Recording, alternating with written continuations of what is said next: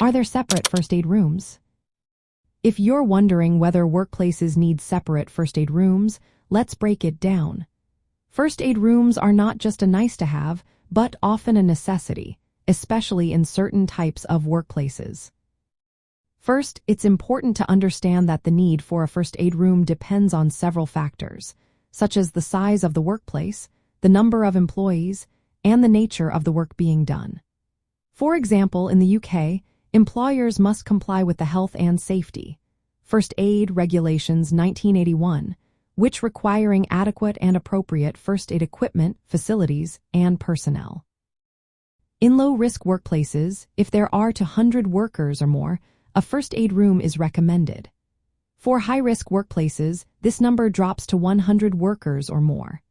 High-risk environments, such as those involving manual handling, electrical works, or hazardous chemicals, particularly benefit from having a dedicated first aid room. A first aid room is a designated area equipped to administer immediate first aid. It should be clean, quiet, and provide privacy. The room needs to be easily accessible and have enough space for injured people, considering support or transportation by stretcher or wheelchair.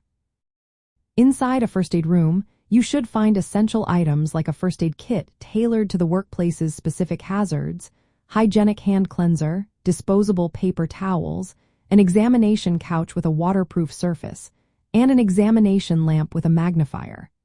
There should also be storage cupboards, containers for soiled waste, and safe disposal of sharps. Other necessities include a bowl or bucket, electric power points, a chair, table or desk, and a telephone or emergency call system.